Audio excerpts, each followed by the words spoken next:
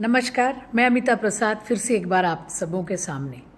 गिरीश स्वामिनी ने हम सबों को 3 टॉपिक दिए थे कि आप अपनी मनोवृत्ति उस पर करें। सावन, बदलता सावन, डॉक्टर्स, उनकी भूमिका और डिप्रेशन। मैंने सावन पर तो कुछ लिख दिया, लेकिन अपना लोभ मैं संवरण ना कर पाई और मैंने डॉक्टर रशीद को चुना है अपनी अगली कहानी सुनाने के लिए। गिरीश स्वामिनी का एक बार फिर से आभार, जो हमें इस मंच पे बार बार आने के लिए उत्साहित करती है और हम सबों को एक नए हीरो या हीरोइन को लाने का अवसर देती है। मेरा आज का हीरो है डॉक्टर रशीद और कहानी का नाम है मरहम। डॉक्टर की कहानी है, मरहम तो होगा ही। इस छोटे से बस स्टैंड पर बस बड़ी देर से रुकी हुई थी। उस ग्रामीण परिवेश में डॉक्टर रशीद अपने जीन्स पैंट के कारण अलग ही लग रहे थे। ग्लास के साथ में चाय, इतनी शक्कर कि आदमी को डायबिटीज़ हो जाए, लेकिन इतनी मीठी चाय भी डॉक्टर रशीद की मन की कटुता को कम नहीं कर पा रही थी। रशीद 3 बहनों का अकेला भाई। माँ बाप ने बड़ी दिलेरी दिखाई और चारों बच्चों को खूब पढ़ाया। 3 बेटियों में एक बनी टीचर, एक सरकारी ग्रुप बी और एक चुनी गई रेलवे में स्टोर क्लर्क। रशीद के घर का नाम था हीरा और था भी वो बड़ा अनमोल।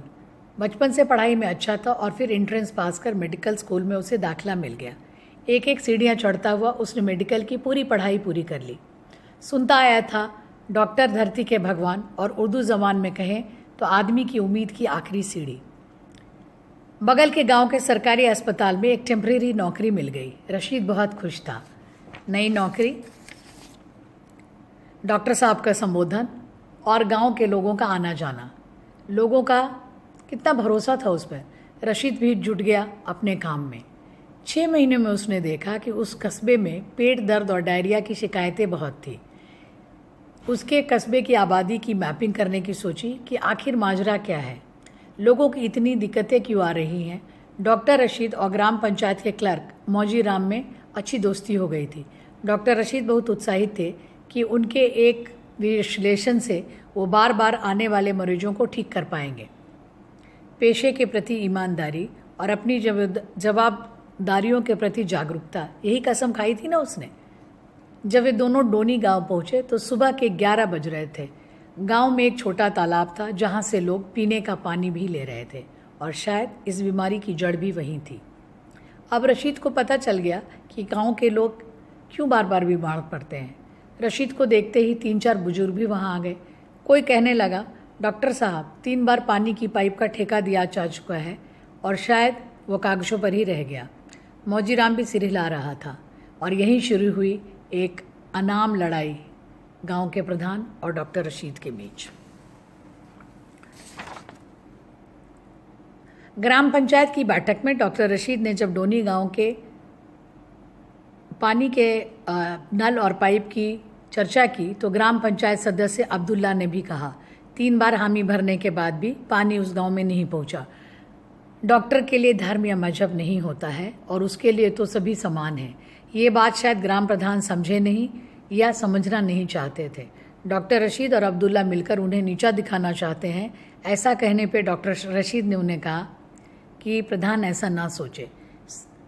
सभी, क्या हिंदू और क्या मुसलमान, सभी उस गांव का और उस तालाब का गंदा पानी पीते हैं और समस्या सबको है।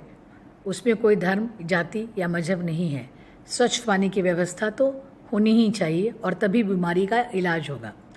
प्रधान ने अच्छा देखते हैं काकरा किसी भी चर्चा से इनकार कर दिया। एक डॉक्टर की दवा के साथ साथ रहन सहन के बदलाव की भी आवश्यकता है। ये डॉक्टर रशीद ग्राम प्रधान को नहीं समझा पाए।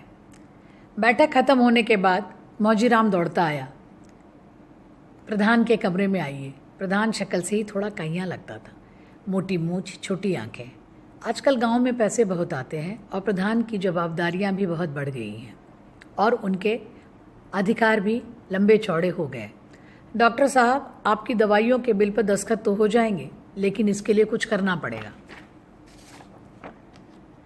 इस दुनिया में भांति भांति के लोग हैं। डॉक्टर रशीद को समझ में तो आ गया, लेकिन वो कहाँ से लाएगा ये सब।